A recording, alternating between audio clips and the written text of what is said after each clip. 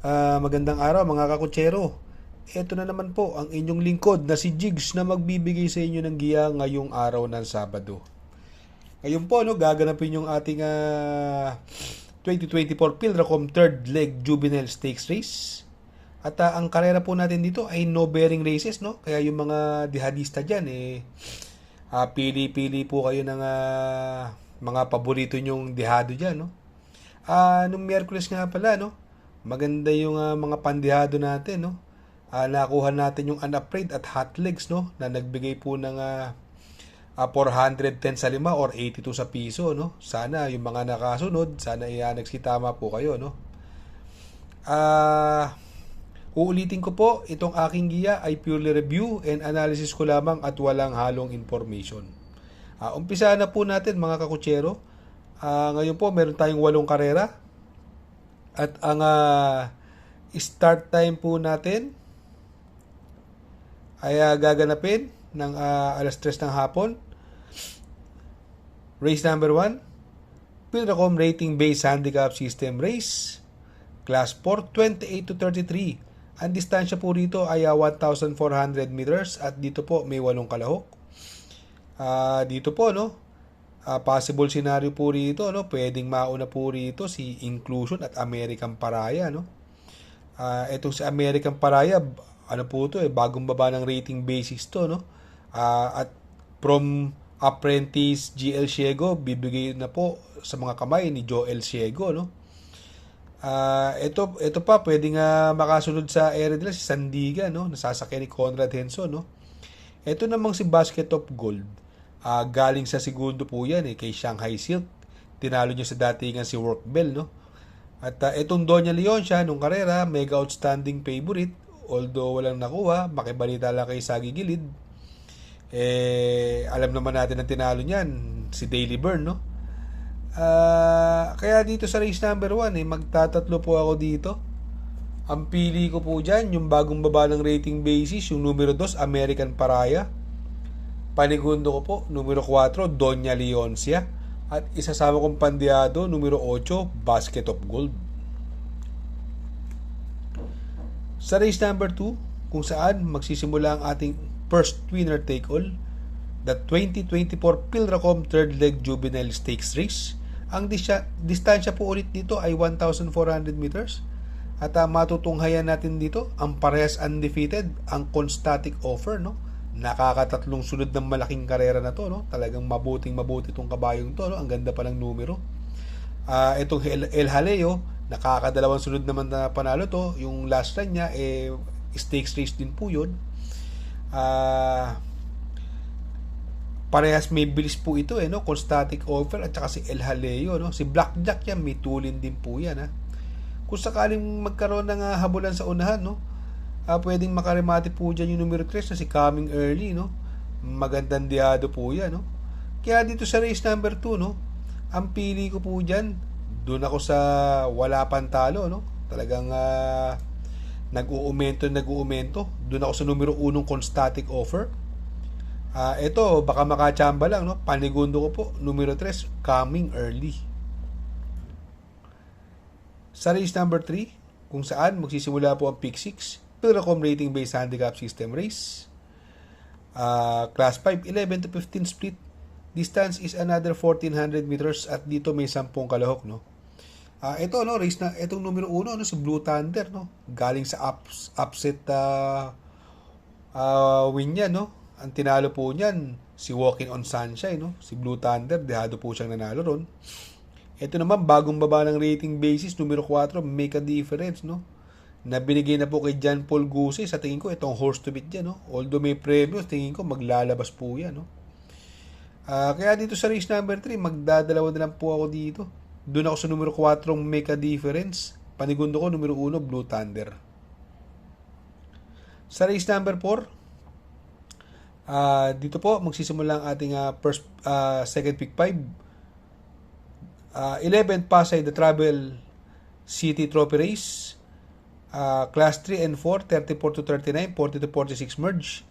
Another 1,400 meters at dito po meron po tayong 7 kalahok. Dito po, no, kung maaalala nyo, no, to si part-time lover, no, Tercero pong dikit-dikit yan doon sa bagong imported, no, na si Bino Barbarino, no. Halos dikit-dikit lang sila ron, no. Siya po nauna ron, no. Kaya lang medyo may mga katulinan din yung iba rito. Andyan yung Spolarium at si Sky Story, no. Itong Velvet Haze, ang gagaling din po ng tinatakbo niya, no.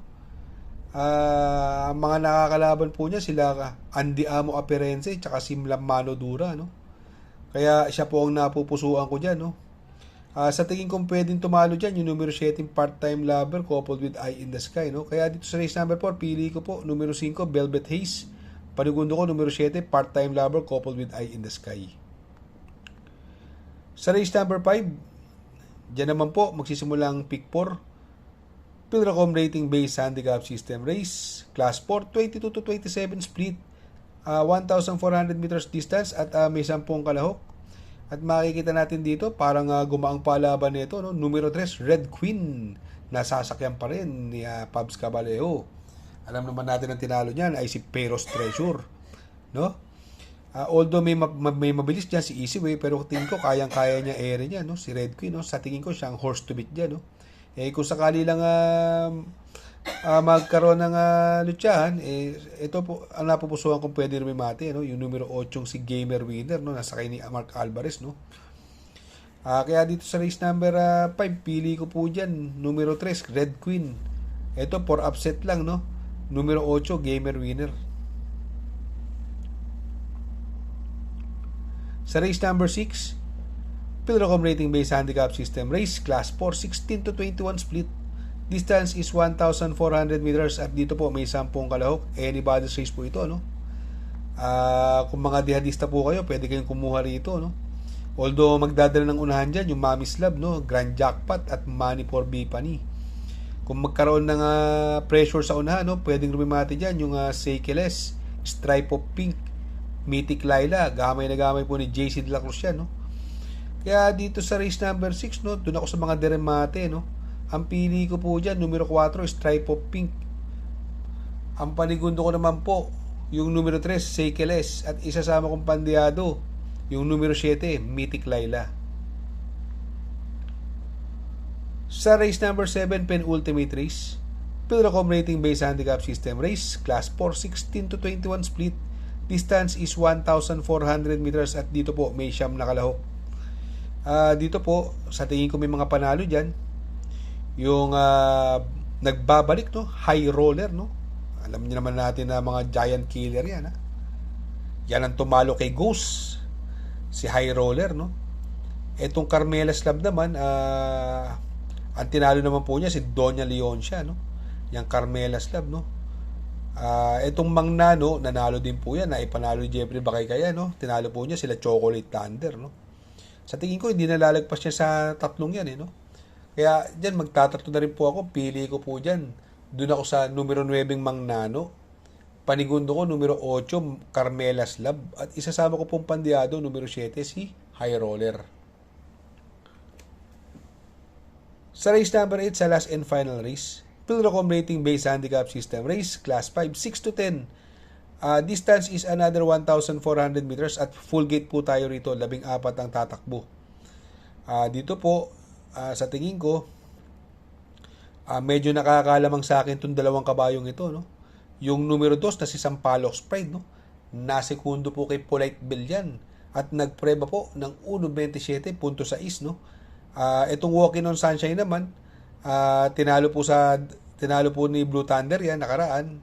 Medyo siya kasi ang humabol sa nauna, pero sa tingin ko dito isusunod lang ngayon ito, no, si Walking on Sunshine, no. Kaya pili ko dito sa race number 8. Doon ako sa numero 12, Walking on Sunshine. At panigundo ko naman po, numero 2, Sampaloc Pride. Shout out nga pala kay Sir Pax ng Barkadahan OTV. Located po siya sa 1139 New Antipolo Street, Corner Vargas. Malapit lang po sa Abad Santos, yung bagong ginawang tulay. Very convenient and attentive po ang mga tao. Pwede po kayong mag-EB at party while betting on racing. Shout out, mega shout out sa ating mga tropa dyan sa Barkadahan OTV. Ang address po niyan 1139 New Antipolo Street, Corner Vargas. Shout out, mega shout out kay Sir Paxi Villar Piwi Pulintan, Alvin Priginal, Imo Rodriguez, Arnel Lorenzana, Dudoy De Jesus, Makmak Bilyar, at kay Sir Manny Caplis. Mega shoutout po sa inyo. Mega shoutout dyan sa Tanyong OTB Malabon, kina Boss Oyi, Sir Omeng, Mr. Drick, Boss Jero, from Sir Orly Tagumpay. Mega shoutout po. Shoutout kay Sir Arnel Mendoza. Please support his channel. Shoutout po, Sir Arnel Mendoza. Baka magawi kayo dyan sa Herrera, Corner Oroqueta. Andyan po ang Pipay's Halo-Halo. Ang isa sa pinakamasarap na halo-halo at homemade lahat ng ingredients po dyan. Ultimo Ice Cream. Tabi lang po yan ng Pares at tatapat po ng Kapihan. Good luck mga kakutsero. Sana po matapat ang ating giya at yung mga nakasunod, sana po ay magsitama po kayo. Ako yung makikiusap lamang at makikisuyo sa inyo na please like, share, subscribe, and hit the notification bell para update kayo sa aking mga giya. Good luck po and happy racing!